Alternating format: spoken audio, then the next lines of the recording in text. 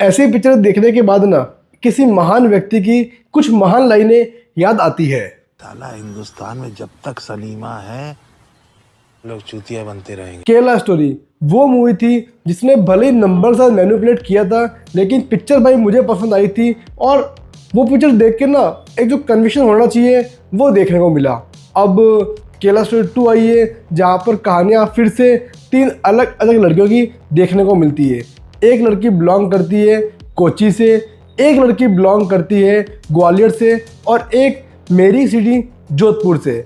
तीनों की अलग कहानियाँ हैं, बस मंजिल एक ही है और वो है लव जिहाद की, जहाँ पर भाई धर्म चेंज होने की बात हो रही है। तो क्या कैसे किस टाइप से वो जानने के लिए आपको सिनेमाघर जाना होगा देखने को ये मूवी। और अब अगर मूवी का रिव्यू आपके लिए एक लाइन करूँ तो सिर्फ और सिर्फ कहूँगा मजा नहीं आ रहा है भाई। लिटरली इस मूवी का नाम केरला स्टोरी क्यों था अभी मेरी समझ से बाहर था। I mean, एक कहानी कोची की, एक ग्वालियर की, एक जोधपुर की, तो इसे दी इंडिया स्टोरी कहो बेटर रहेगा ना।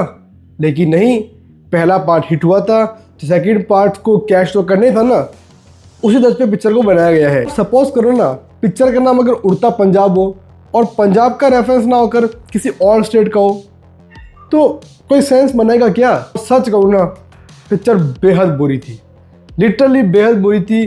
सच झूठ इसके बारे में बात मैं आगे करूँगा, लेकिन स्क्रीन प्ले के पॉइंट ऑफ व्यू से, फिल्म मेकिंग के पॉइंट ऑफ व्यू से भी ये पिक्चर काफ़ी ही बुरी थी, जहाँ पर कन्विक्शन बिल्कुल शून्य हमें देखने को मिलता है। जोधपुर वाला जो केस है उसके अंदर पॉक्सो एक्ट की बात है। भाई ये वही जोधपुर है जहाँ पर पॉक्सो एक्ट में आसाराम पकड़ा गया था और उसके लग गए थे, लेकिन यहाँ पर पॉक्सो एक्ट का मजाक ही बना के पेश कर दिया है भाई साहब। मतलब माइनर लड़की को किसी और बंदे के साथ भेज दिए, मतलब डॉक्यूमेंट पूरी तरीके से वेरीफाई नहीं थे तो पुलिस वाले क्या बोलते, लौंडे तू लड़की ले जा, घर वाले तेल लगाओ। भाई ऐसा नहीं होता है। आप पिक्चर बना रहे हो एटलीस्ट रिसर्च करो, बेसिक रिसर्च तो करो। ये तो बेसिक है भाई। पॉक्सो एक्ट कितना सीरियस है क्या पता नहीं है। और तीनों ही कहानी में मैंने एक चीज़ देखने को मिली कि भाई तीनों को जब लग रहा है कि हमारी लाइफ की लग चुकी है, उनके हाथ में फ़ोन है लेकिन वो फ़ोन नहीं कर रहे घर वालों को। चलो जो कहानी थी ग्वालियर वाली उसका तो मुझे सेंस भी समझ में आ रहा था कि भाई क्यों वो नहीं हो रहा है, लेकिन बाकी 2 कहानियों में तो सीरियसली भाई वो फ़ोन क्यों नहीं कर रहे हैं घर पे, क्यों हेल्प नहीं मांग रहे हैं, कोई सर पैर नहीं पिक्चर का। पिक्चर शुरू होती है यहाँ से ख़त्म होती है यहाँ पर, क्या मतलब क्या।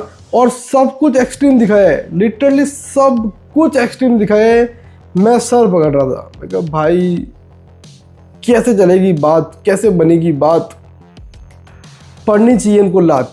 अभी मेरे इस रिव्यू के नीचे सब आएंगे, लोग बोलेंगे भाई ये होता है ऐसा वैसा, तू पता नहीं है अभी जो पार्टी आई है देश में वो ये कर रही है।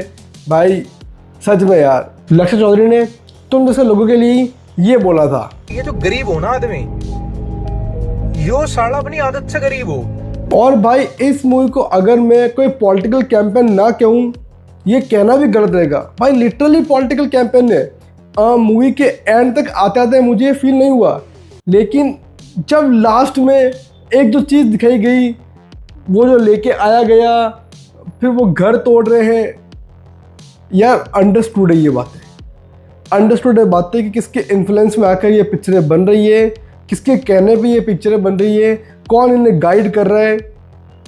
यार अगर आपको सच में ऐसा लगता है कि हिंदू खतरे में है तो भाई मेरे हिसाब से तो ना काम करो मुस्लिम पीएम बनाओ, क्योंकि हिंदू पीएम होने के बावजूद अगर हिंदू खतरे में है तो एक काम करो मुस्लिम पीएम बनाओ, मुस्लिम खतरे में आ जाएंगे। सच में ये पिक्चर चुतिया बनाने के अलावा और कुछ नहीं करती है। मतलब यहाँ पर 1 का 2 नहीं दिखाया है, 1 का 400 दिखाया है, लोगों को डराने के लिए, लोगों में एक वो डर की स्थिति पैदा करने के लिए कि भाई ये नहीं करोगे तो वो हो जाएगा, वो नहीं करोगे तो ये हो जाएगा।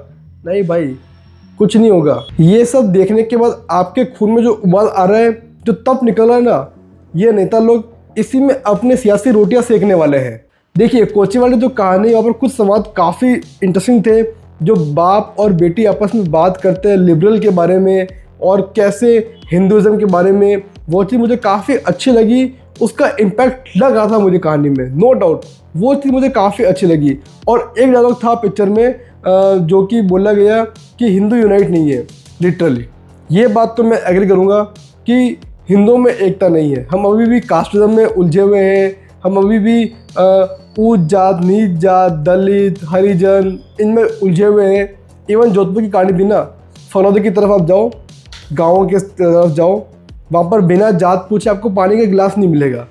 तो आप कैसे एक्सपेक्ट कर रहे हो कि ये लोग एक साथ एकजुट हो जाएंगे?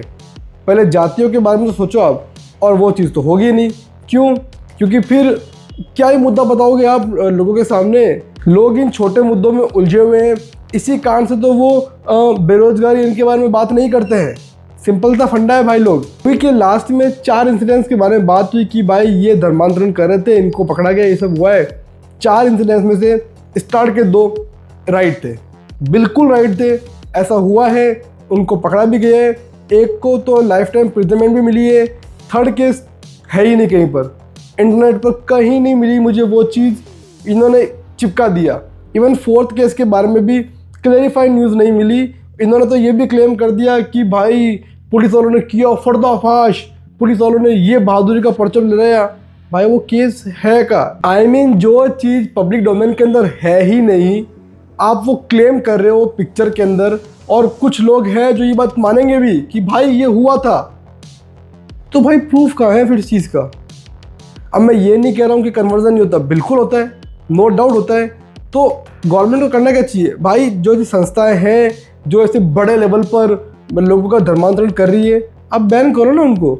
सत्ता आपके हाथ में है, पावर आपके हाथ में है, फिर आप कर क्या रहे हो? आप ये चीज़ें करके गवर्नमेंट में आए हो, और अगर आप ये चीज़ों पे रोक नहीं लाओगे, फिर आप छाती कुटोगे, हे राम ये हो गया, ये हो गया, पहली सरकार ने ये किया। पहली सरकार के तेल लेने के लिए वो सही नहीं कर रहे थे, तभी तुमको लाया गया था। और अगर तुम भी यही करोगे तो मतलब क्या रहेगा भाई? वैसे दोस्तों मूवी में हर किसी ने काम अच्छा किया, कोई बड़ा एक्टर नहीं है, लेकिन काम जिनका सबका अच्छा काम किया है। जोधपुर वाली कहानी के अंदर अदिति भाटे को लिए ये मोहतरमा 26 साल की है और मैं 30 का। मैं छोटा लग रहा हूँ, लेकिन इस लड़की को 16 साल का दिखाया गया है। भाई थोड़ा तो कुछ कर लेते यार। हालांकि हाँ, काम उन्होंने एक नंबर किया है, नो डाउट इन दैट, काम उन्होंने बढ़िया किया है। अच्छा, इस मूवी के अंदर ना प्रवोक करने की बहुत कोशिश की है, मतलब बहुत जगहों पर ऐसा कोशिश की है कि किसी एक कम्युनिटी को इतना भड़का दो कि भाई दंगे ही हो जाए। शिव जी का गाना है एक, शिव शंभू नाम करके गाना है, क्लाइमैक्स में आई गेस है, हाँ क्लाइमैक्स में था गाना, उसमें औरंगजेब का रेफरेंस डाला गया है। यार शिव जी का नाम लिया गया है, आप असुर डालो, आप दैत्य डालो, आप औरंगजेब डाल रहे हो, मतलब भगवान उस तुझ से लड़ने आएंगे। औरंगजेब का नाम डालने का मकसद सिर्फ यही था कि भाई प्रवोक की जाए चीज़ों को। मुझे समझ से बाहर था कि भाई ये सब चीप टैक्टिक्स है यार, लिटरली चीप टैक्टिक्स है। और फिर ये फिल्म मेकर बोलते हैं कि हमें पॉलिटिक्स से मत जोड़ो। भाई कैसे नहीं जोड़े? आप जिस लेवल पर कर रहे हो ना चीज़ें, that is very bad and this picture is very bad. मैं दूंगा दी केरला स्टोरी को 3 आउट ऑफ 10। वैसे दोस्तों इस मूवी को ये सर्टिफिकेट दिया गया है, लेकिन रेप के सीन भी थे पिक्चर में, है ना, कुछ वो ब्रूटलिटी के सीन भी थे। और हाँ, इस मूवी के अंदर बहुत कुछ दिखाने की कोशिश की है, लेकिन वो कैरेक्टर इम्पैक्ट उतना नहीं पड़ा जितना होना चाहिए था। बस ये था मेरा ओपिनियन। आई नो मुझे गालियाँ पड़ेगी, क्योंकि भाई मेरा काम है जो मैंने फील किया बताऊँ। मुझे पहला पार्ट अच्छा लगा था, मैं अभी भी कह रहा हूँ, आप मेरा रिव्यू चेक कर लेना, मुझे पहला पार्ट अच्छा लगा था, लेकिन सेकंड पार्ट किसी भी लिहाज से लेवल टच नहीं करता है। अगर दोस्तों आपको ये वीडियो पसंद आए तो प्लीज़ वीडियो पर लाइक करो, चैनल को सब्सक्राइब करो। हम आपसे मिलेंगे किसी और वीडियो के साथ, तब तक के लिए खम्मा गणी, हैव अ गुड डे।